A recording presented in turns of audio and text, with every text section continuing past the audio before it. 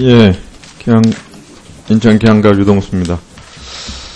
예, 지난 6월에 한국은행이 작성한 금융안전보고서에 따르면 외과암 대상 기업 중에서 이자 보상 비율이 3년 연속 100% 미만 한 개 기업이 3,278개에 이르고 있습니다.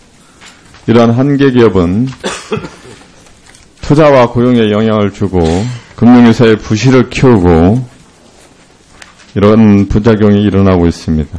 지금 STX도 보면은 2013년도 초부터 문제가 됐고요. 또 STX가 2009년도에 이미 1,000억의 적자를 기록하고 있었습니다. 그리고 2013년도는 이미 파산 위기에 직면했는데 이렇게 3년 동안에 4조 5천억이라는 막대한 혈세가 쏟아붓고도 결국은 5월에 법정관리로 들어갔습니다. 그래서 법원에서조차도 채권단의 잘못된 판단으로 4조 이상이 허투루 쓰였다. 이렇게 지적한 바 있습니다. 또 보면은 정부가 정치적 부담을 이유로 4.13 총선 이후에야 해운 조선업에 대한 구조조정에 착수했습니다. 그래서 2008년도 글로벌 경제위기 이후에 8년간 선제적 구조조정에 나설 적기를 놓쳤습니다.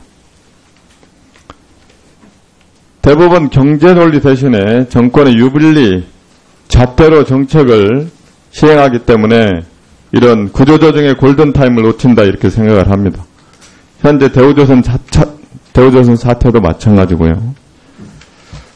장관님 지난 6월에 산업경쟁력 강화 관계장관 회의에서 산업구조조정 분과의 책임자로 산자부 장관이 선임됐죠. 예. 산업재판 및 산업경쟁력 향상 방안을 마련한 게 앞서서 구조조정의 방향을 잡는 건 산자부 장관의 역할이 아닌가요? 구조조정의 방향은 크게 그러니까 터지기 전에 선제적 구조조정의 방안은 산업통상부 장관이 주도해야 되는 거 아닌가 이런 생각이 듭니다. 근데 그 성격이 약간 다른 게요. 예를 들면 채권단 관리하에 있는 기업은 채권단은 이미 문제가 생긴 거죠. 1차적으로 생기기 전의 단계를 얘기하는 겁니다. 이게 지금 생기기 전의 단계고 저는 지금 우리나라의 총체적 문제가 뭐냐면 산업 현장의 목소리를 귀담아 듣고 현장의 가장 밝은 정부 부처가 산업통상자원부라고 생각합니다. 그런데도 불구하고 지금까지 내용을 보면 구조조정 부분에 대해서 산업부가 한 일이 없다 이런 생각이 드는 거예요. 위원님, 선제적 구조조정이.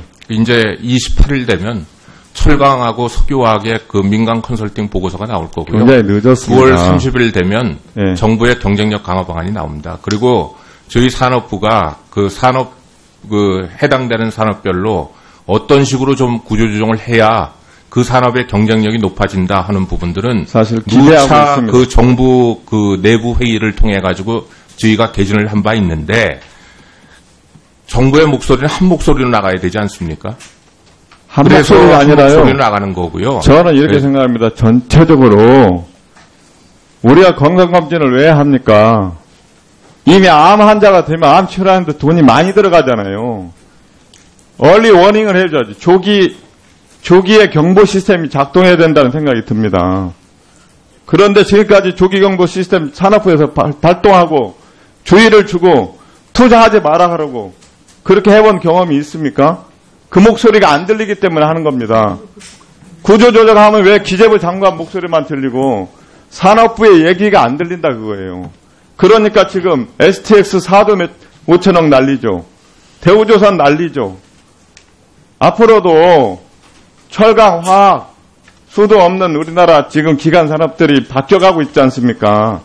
그럴 때 산업부가 어떻게 구조조정을 해야 된다고 1년 전, 2년 전, 3년 전부터 조기경보 시스템을 발동해줘야지 혈세가 낭비되지 않는다 이렇게 판단하는 겁니다. 그래서 그 구조조정으로 문제가 있는 산업에 대해서는 저희가 어떤 식으로 그 구조조정을 해야 경쟁력이 되는지 얘기를 하고요. 그렇지 않은 기업도 선제적으로 하기 위해서 여기 통과시켜 주신 그 기활법을 통해 가지고 지금 선제적으로 자발적으로 그 자기 그 핵심 역량에 맞게끔 구조조정하라고 저희가 진행하고 있지 않습니까? 네, 이게 좀 사단 같은데요.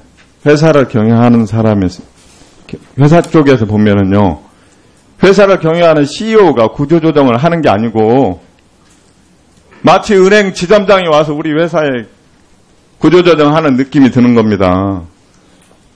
이게 회사가 망할 때는 얘기가 되는데, 회사가 망하기 전에 제품 믹스를 어떻게 할 거고, 상품 믹스를 어떻게 할 것인고, 이런 목소리는 CEO가 내야 되는데, CEO가 아니고, 마치 은행 지점장이 그 회사, 제품을 뭘로 하고, 상품은 뭘로 바꾸고, 이런 목소리로 들린다 이겁니다. 우리나라 산업 전반의 문제를 지금 지적하고 싶은 겁니다. 그래서 저희가 구체적으로 그 7강 석유화학서부터 시작해가지고 어느 쪽을 구조조정해야 되고 어느 쪽을 살려야 되고 하는 것들을 조만간 그 제시를 할 겁니다. 만시지탄입니다. 네. 수십 조를 버리고 그래서 제가 무슨 생각까지 하면은요. 장관님께서 기재부 출신이라 기재부적 사고가 방식을 갖고 있는 거 아니라 이런 생각이 드는 거예요.